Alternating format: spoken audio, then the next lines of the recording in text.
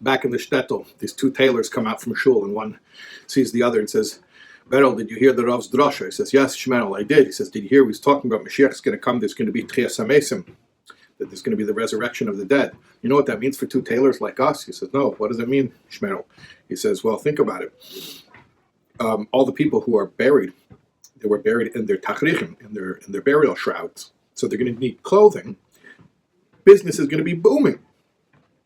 So the other one thinks, he says, yeah, but you're forgetting something. When there's that resurrection, all the dead from all the generations come back to life, there's going to be all these new customers, that's true, but also all the tailors from all the generations are going to come back to life as well, so there's going to be that much more competition as well. So it's not really going to help us in business.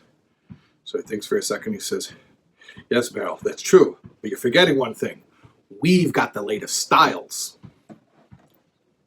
This week's Parshas Acharei, speaks about clothing, new clothing. What does it say? If you remember, many, many weeks ago, Parshas Tetzaveh, we learned about the big day Kahuna, the clothing worn by the Kohen and the Kohen Gadol. Yes, the Kohen Gadol, the high priest, had special clothing of gold and silver and turquoise and jewels, but there were also simple clothing, 4 white linen garments that the Kohen Gadol wore only one day a year, wore them on Yom Kippur as part of, and even on Yom Kippur, he did not wear them all day. He only wore them during the special parts of the Aveda, of the service that was done just for Yom Kippur. We read an interesting thing in Parshas Acharei about this clothing.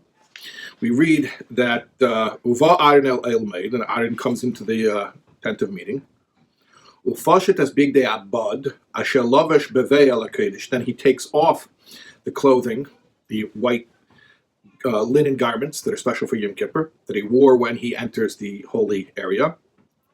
V'hinichom sham, and he leaves them there. What does this mean? Rashi explains. V'hinichom sham, he leaves them there.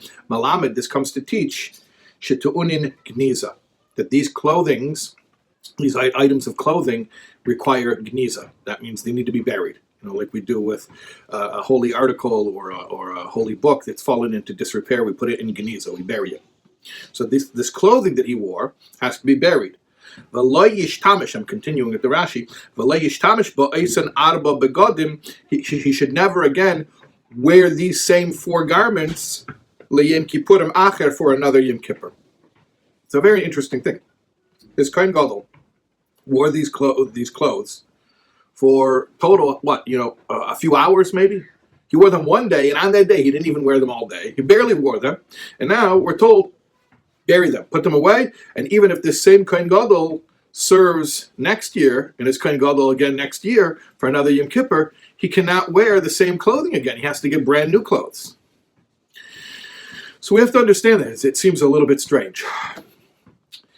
But in order to understand that, that's usually how it works, isn't it? We have a specific question that leads us to understanding a bigger idea. We have to understand the big idea of teshuvah. And specifically, teshuvah, repentance, as we try to translate it in English, although it's more aptly translated as return or restoration or recovery, being reinstated to one's essential godly self. Teshuvah, as it is specifically, though, how it's linked to kapara, like Yom Kippur, the Day of Atonement. Kapara means atonement, and that is it's a marvelous thing where not only do we say let bygones be bygones, that the past is the past, and let's not dig it up again, but we actually experience repair and renewal, so that the past deeds become as if they had never occurred. And that's a wondrous and a marvelous thing. We have to understand the mechanics of atonement. How does kapara work? How does it work that I did it, something I did, okay, I understand, I'm not going to be punished for it. My Father can forgive me for it. But how does it go away? Which is what kapara is, and Yom Kippur is all about. So if we're going to understand the clothing items that get put away and buried and never worn again, we'll understand also teshuvah and kapara as well. But in order to understand both of these, I want to tell you first a story. And as you probably know, if you watch this class, when we tell a story, it's not just because it's an interesting story, although we do try to tell interesting stories, but the purpose is that sometimes to bring out an idea, the easiest way, the clearest way to encapsulate a deep concept is to see how that concept comes alive in narrative form. There's a story about a young man who lived over 100 years ago. He lived in Tsarist Russia, just before the revolution.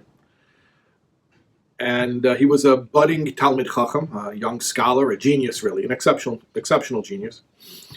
And he was not from a Hasidic home, but he had friends in his town. He lived in White Russia. And he had friends in his town who were Lubavitcher Hasidim. So these Lubavitcher friends were trying to get him to go to the Rebbe, which at that time was the Rebbe Rashab.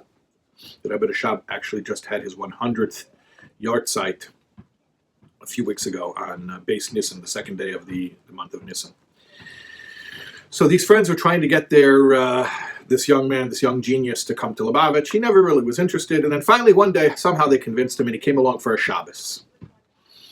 And he was very taken with the whole experience. At the end of the Shabbos, then, he had Yechidus, private one-on-one audience with the Rebbe Rashab. And he, as customary, he wrote a note to bring to the Rebbe in his one-on-one. And he entered the Rebbe's holy Yechidus Zimmer, the one-on-one meeting room. And as he entered, he saw that Rebbe Rashab he was looking in a sefer, he was learning, and he didn't look up, as if he didn't even notice the young man who had just entered the room. And so the young man sort of stood there, and the Rebbe Rashab kept looking into his sefer. He wasn't looking up, he wasn't acknowledging anyone who had come in. So the young man decided finally just to come over to the desk and take his paper, the note that he had written, just put it on the desk. And as he was about to do so, the Rebbe Rashab got up, but he wasn't reacting to the young man. He started pacing around the room, and he looked very distraught, and he started saying in Russian, and you'll forgive my terrible accent in Russian, but he was saying, on, yeah, on. It's him, it's not him. On, yeah, on. It's him, it's not him. Back and forth like that in Russian. Never acknowledging this young man, so he just sort of put his note on the desk and he backed out of the room and he left, and he didn't really understand what in the world had just transpired. He went back home, and some time passed, and there was an advertisement in a newspaper, in a non-Jewish newspaper, that the university in Petersburg, the imperial capital, was making a contest. They published a math problem, and they were asking people to try to solve the problem. So this young genius, he put his mind to the task, and he wrote up a solution to the problem, and he sent it into the university in Petersburg. And he received a response from them that he had won, and that he should come to claim his prize. Now, Petersburg was not a town that was even accessible to Jews in many ways, to even enter the city. But now to be able to enter in such a prestigious way as the winner of this contest, this was an unusual thing.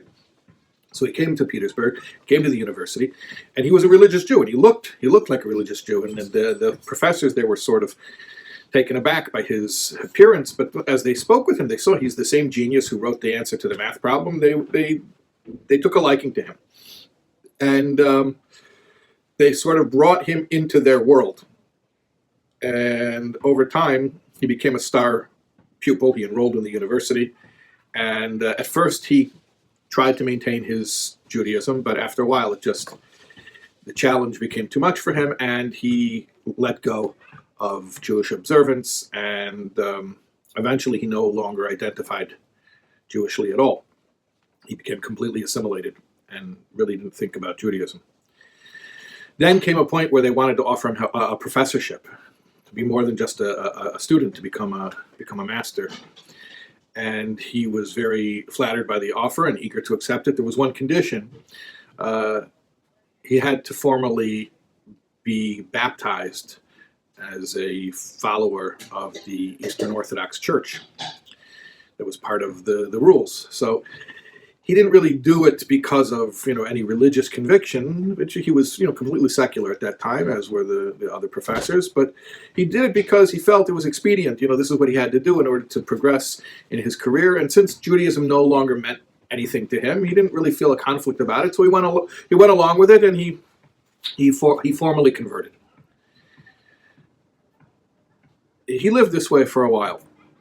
And he didn't really think much of it. He didn't really have any guilt over it. It wasn't something that really came up. But one day he was out hunting. He loved to hunt. That was one of the things he developed a taste for when he was living in that world. So he was out hunting, and he was riding on horseback, and the horse somehow just went crazy and ran away with him on the horse, and he was he was afraid for his life that the horse was going to throw him. And as the horse is galloping away and he's holding on for dear life, he uttered what we call a foxhole prayer. He said, "Oh God, if you save me from this, I promise I'll be a good boy. I'll go back to Judaism." And what do you know? The horse calmed down, the horse stopped, and he had made his promise. So after that, he started thinking about it. It wasn't just the fact he made a promise. That sort of opened up his mind to reconsidering his whole path in life. And now he really felt terribly remorseful and regretted the whole path that he had followed. And he knew that he couldn't do this anymore. He couldn't live in betrayal of his true self. He had to return to his identity as a Jew. Problem was, beyond the fact that it wasn't so simple just to, change his religion back to being Jewish, he was already, everything was built on this lifestyle. So it wasn't so simple. But beyond that, in addition to that, more importantly, it was simply dangerous. It was a risk to his life. He could have been killed, or at least violence could have been done to him. It was not a decision that was without some serious risk to his safety. So he decided the only way he can pull this off is he has to escape. He has to run away into the night and not let anyone know where he's going. That's it. He just has to disappear without a trace. And that's what he did. He packed a bag, and in the middle of the night, he left all of his worldly possessions. He left everything. He just disappeared. And he started going incognito from town to town, village to village, living in taverns and inns. And after a while, on the run, he was in a tavern, and a group of officers from the military come barging into the tavern, and they start asking everyone to show their papers. Show ID. We need to see ID.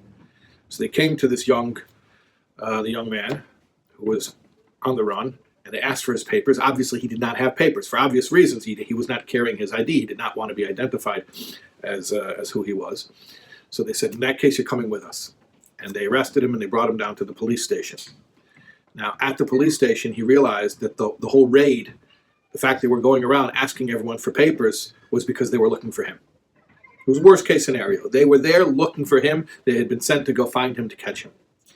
And somehow they had figured out where he was. So at the police station, how did he realize they were looking for him? The lead officer took out a picture. We had photographs in these days. This is in the late 1800s, the early 1900s. So he takes out a photograph. It's a photograph of this guy, the way he looked only a few weeks earlier when he was a professor in the university as a Christian, as a convert to Christianity. So there he is in the picture as he looked in that life. But now here he is sitting in front of them, having run away from that, having done teshuvah and reclaimed his Jewish identity. And the officer is comparing the two images in front of him. He's looking at the picture of how this guy used to look for years.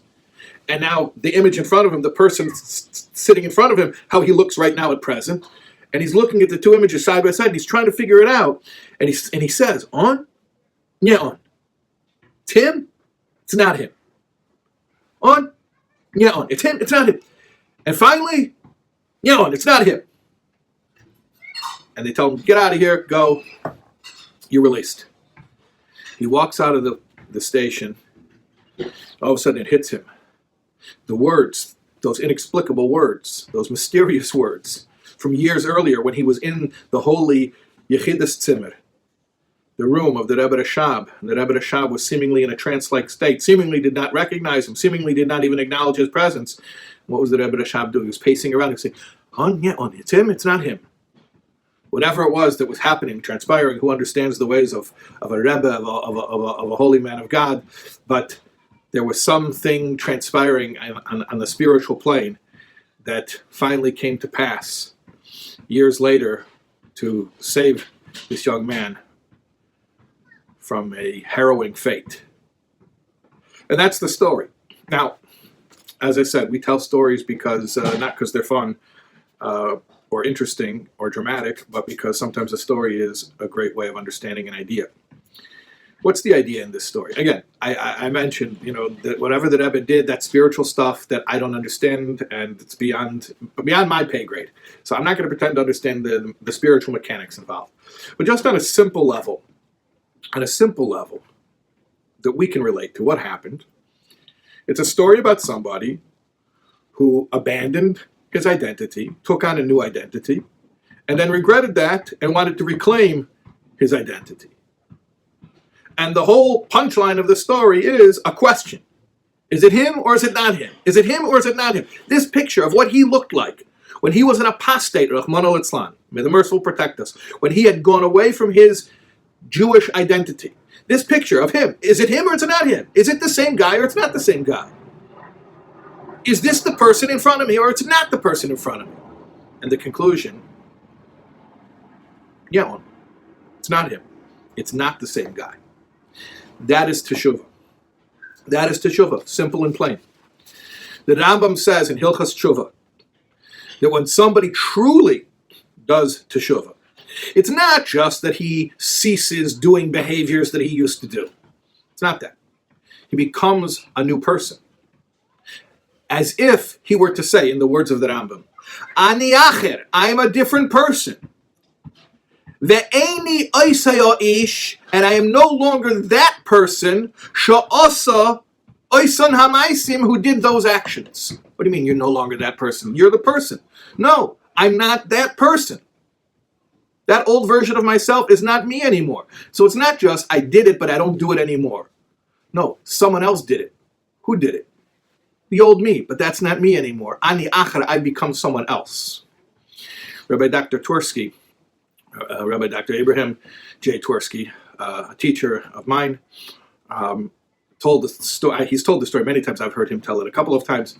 That he always was trying to understand that Rambam. It sounds so lofty. I'm not that person. It's so spiritual. But on a practical level, how can you see something like that? So he said it clicked for him. He was at a meeting of Alcoholics Anonymous, and the speaker there was someone who had been sober for 20 years. And he got up and he told his story about his recovery, becoming sober. And the guy said, simple like this. He says, the man I was drank. The man I was will drink again. Thank God I am not the man I was. And then it clicked for him. You understand? It's not, I used to drink, now I don't drink. No. It's much deeper than that. The man I was drank, and the man I was will drink again. That's what he does. I no longer do that. Why? Not because I stopped doing it, but because I'm not that person. I'm not the man I was. I'm a new person who doesn't do that. That's teshuvah. So it's not just a change in behavior, it's a change in identity. I'm no longer that guy. Think about, today we have DNA evidence. And unfortunately, it comes out that sometimes people have been imprisoned wrongly. And they have sat in prison for years or for decades. And then the evidence comes out, the DNA, that this person is not the person who did it. It's impossible. This is not the guy who did the crime. And then they release them. Well, think about teshuvah kind of like this, that when you truly do teshuvah, you become a new person. Ani acher, now I'm a new person. I'm not that person who did those deeds. To the extent that it's like as if your spiritual DNA had changed. So if they would check who you were when you did it and who you are now, they're two different guys. And how can you punish somebody else for somebody else for a crime that another guy did? So it's not just I used to do those things and I stopped, so therefore don't punish me. No, I used to be that guy, but I'm not that guy. So if I'm not him, you can't punish me for what he did. That's what kapara is. Atonement is radical self-transformation, where you are a new person. You're not the person that you were. So it's not just that let bygones be bygones and Hashem can say, let's forget, let's move on. No. You are literally not that guy anymore, so you have truly a completely fresh, clean slate. And now we can understand why the Kohen Gadol had to have new clothes every year. Because even if he had served last year on Yom Kippur, that was last year's radical self-transformation, radical reinvention.